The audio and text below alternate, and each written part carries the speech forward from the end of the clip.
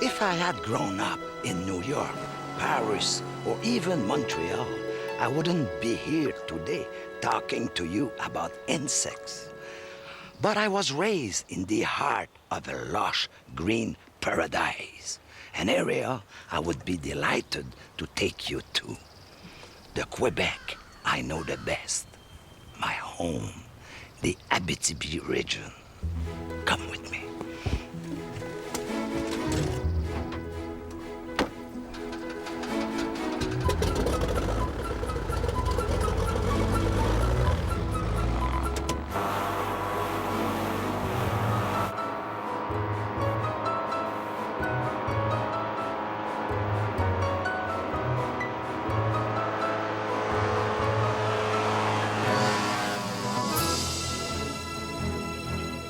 In Quebec, even a short flight is enough to transport you to a whole new world. Pure, silent, and shimmering. Thousands of rivers and more than 1 million lakes cover the province with nearly 100,000 square miles of fresh water, which glistens like a mirror. For a naturalist like me, a microcosm such as this is a sheer delight. Some of the strangest creatures live here. Without scales or fins, they are as comfortable in water as any fish. Aquatic insects.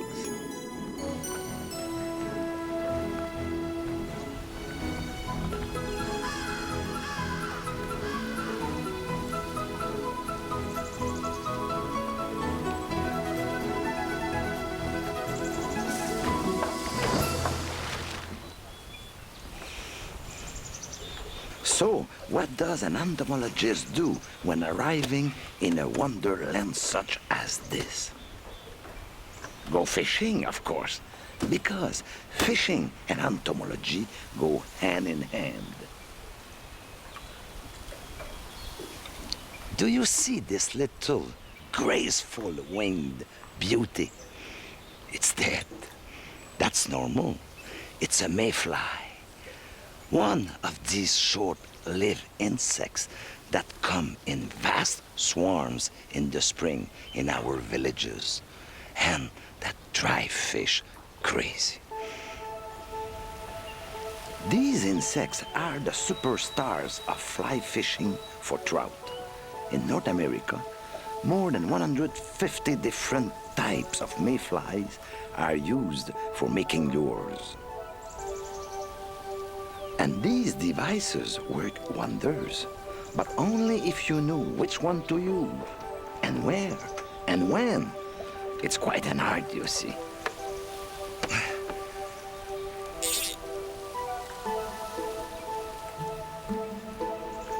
The appearance of the mayfly in spring is an astonishing sight, but it doesn't last long.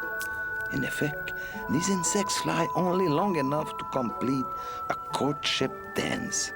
Then they die. A sorry fate, you might say.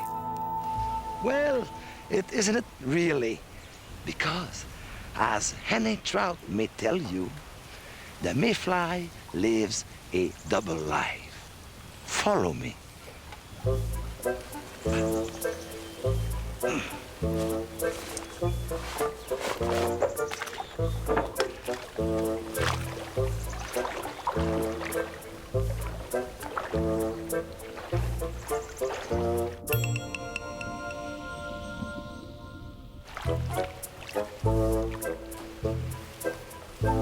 Here it is. That's what I wanted to show you. This funny-looking little worm is also a mayfly, exactly the same insect. Even if the mayfly appears to live just a few days, or sometimes just a few hours, it has already spent almost 2 years in a larva state underwater.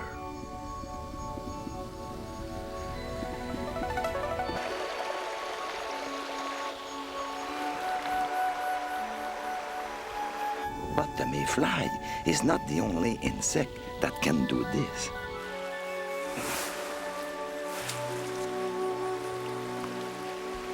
This is our local shark, a Dobson fly larva.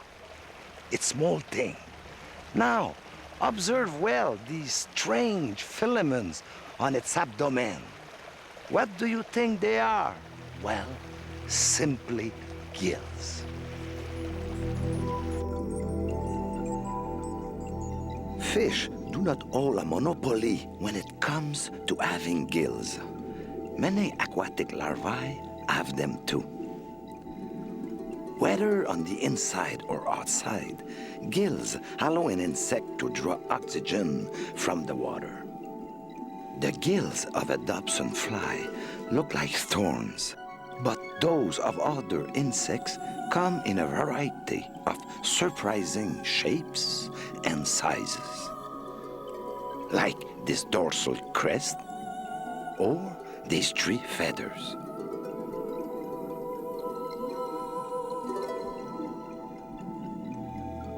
But gills are not the only respiratory system aquatic insects can have. Some, like the stonefly, breathe directly through their skin. This method, however, is only possible in highly oxygenated water. In other words, water that is both clean and continually refreshed by a steady current. In a way, the presence of the stonefly is a perfect measure of how healthy the river is. If the stonefly disappears, the water is probably polluted.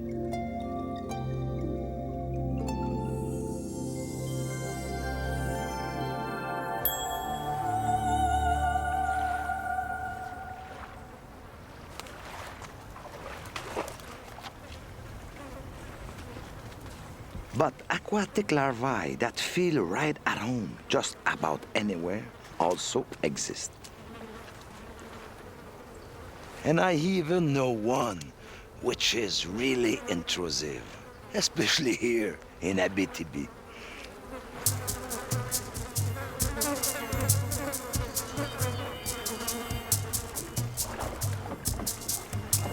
Out for a hunt on a summer evening in Quebec, you quickly lose track of who is hunter and who is prey. This region would be a perfect paradise if it wasn't for a most irritating, bloodthirsty pest, the mosquito.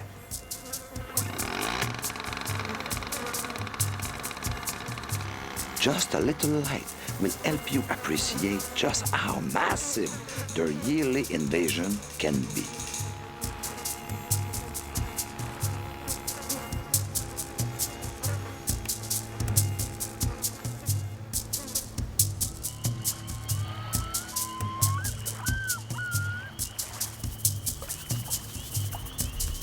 There are many reasons there are so many mosquitoes in nature.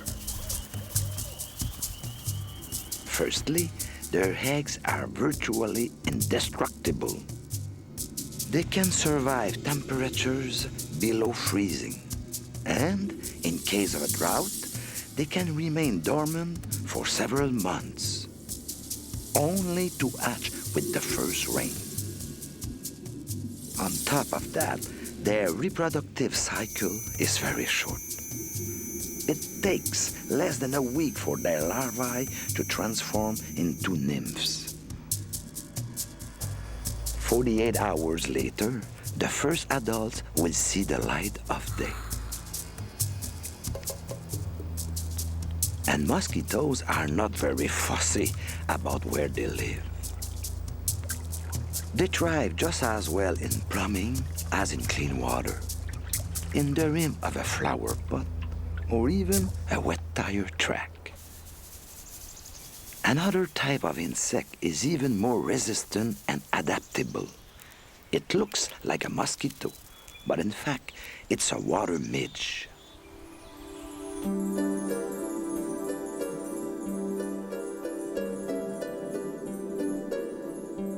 They can survive in almost anything. A pool of stagnant water or even a puddle of gasoline. Their secret to survival is hemoglobin. This pigment, which gives the larvae a red color, stores oxygen and helps the water midge flourish even in the most polluted water. An escalation in the number of water midges near a source of fresh water is often an indication that the region has become contaminated.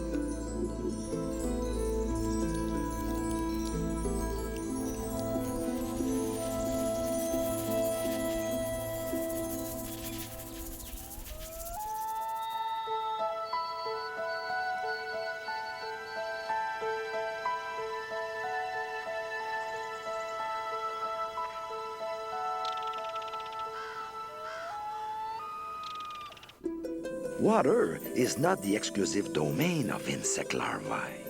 Many six-legged adults live here too, without the benefit of gills.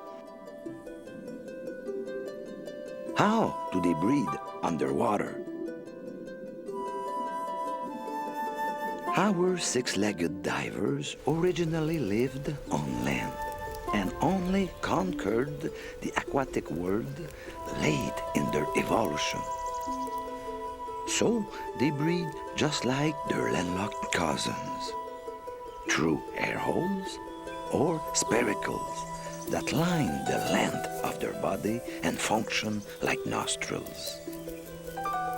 But landlubbers need the oxygen found in air, not water. So, staying alive underwater is a huge challenge for these insects, like it is for us.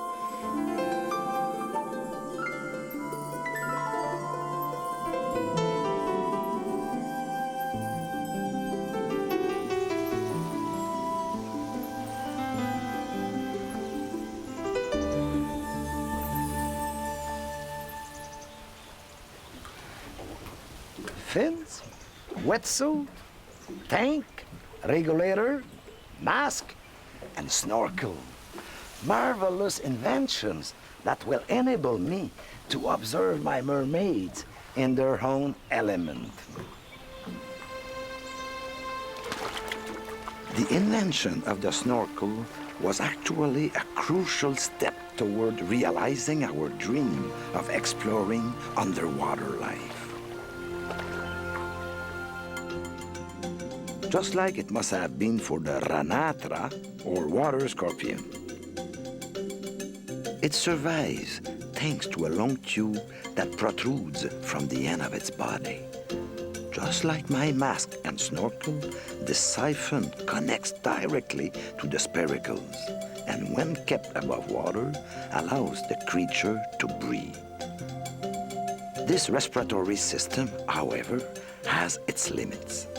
The water scorpion must spend most of his time near the surface of the water and dive only when absolutely necessary.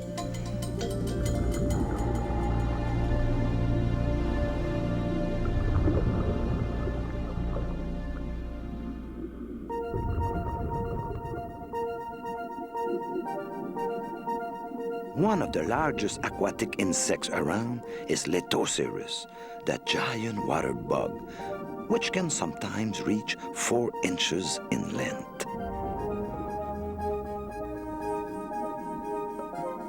These creatures also use a snorkel to breathe, but one that is shorter than the renatras. They are excellent swimmers which dive deep to capture their prey. But like the renatra, they must stay close to the surface.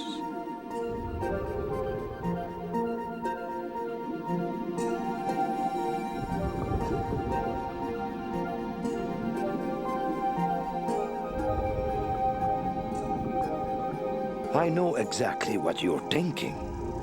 If insects really invented scuba diving, how come they're not more at home in the water? Well, Consider the resourcefulness of this beetle. Without any equipment, knowledge of vertigo, or the principles of decompression, it is an excellent scuba diver.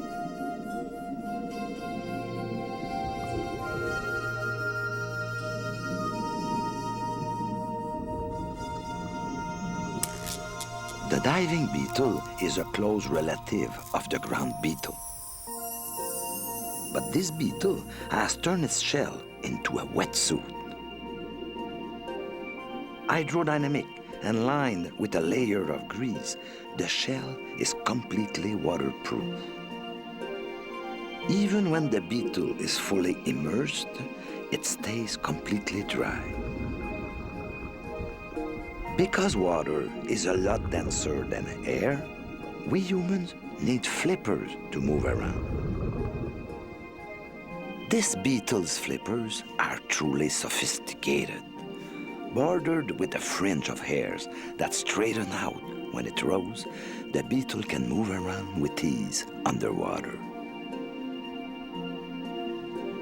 Wetsuit? Flippers? Now, all it needs is an air tank. When the beetle surfaces, it gathers air beneath its wings. This reserve of tiny air bubbles is kept at the tip of its abdomen, right where the spiracles are. Whenever the beetle needs some oxygen, it just takes it from an air bubble. These bubbles are actually more efficient than the air tanks used by scuba divers. Follow me and you'll see. Take a look at this little beetle, a hydrophilid. The silvery coating under its belly is an air bubble which is virtually inexhaustible. Once the oxygen inside is consumed by the insect, this bubble automatically starts to capture more oxygen from the water surrounding it. But the bubble must stay underwater without floating away. Our hydrophilid has solved this crucial problem with a thick mass of hair on its belly that keeps the air in place indefinitely. Unlike me, this insect hardly has any reason to surface again.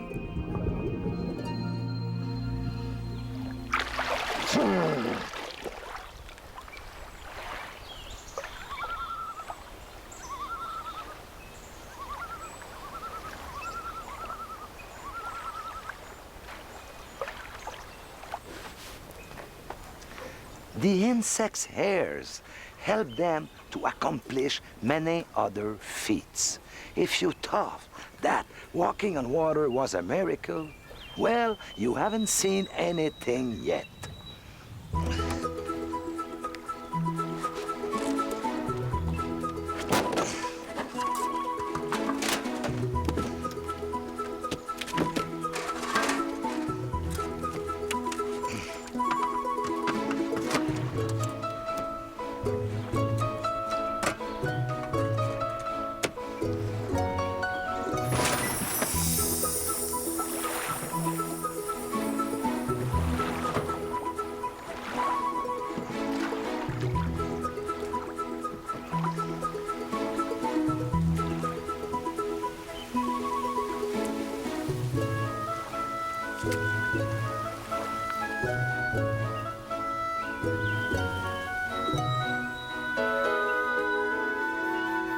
Look, here is our miracle, a water strider.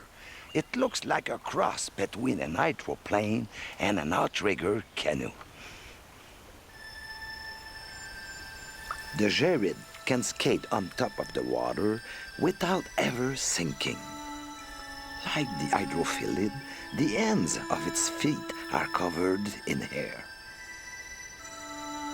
This creates a cushion of air between the insect and the water surface.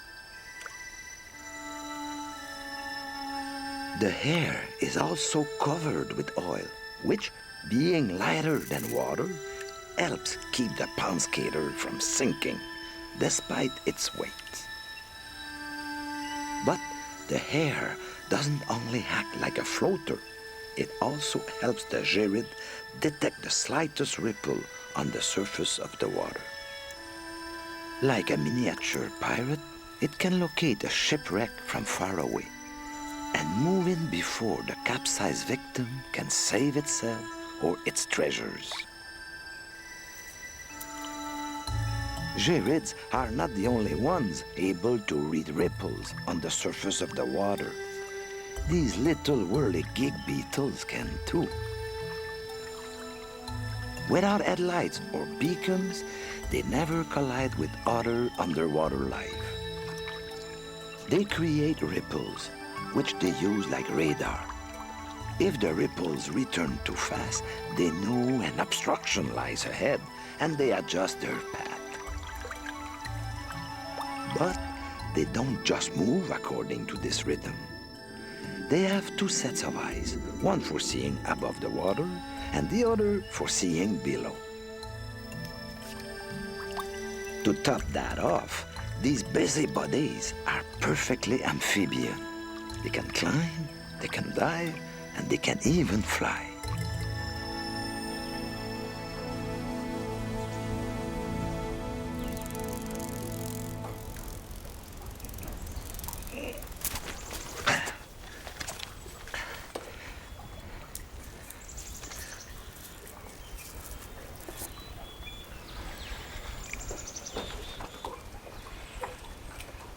Dragonflies are the most highly perfected flying machine you can see on this planet. They can hover like an helicopter, fly backwards, and reach top speeds of over 100 kilometers an hour. There's nothing about aerial navigation they don't know. At barely a few days old, they represent the very height in submarine technology, able to breathe with the ease of a fish, swim like a siren, and hunt with the efficiency of a shark.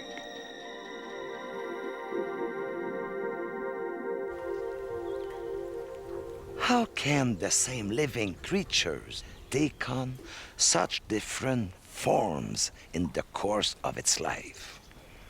Well, that's a mystery we haven't completely solved yet. One great mystery is responsible for making insects the most adaptable beings of all: metamorphosis.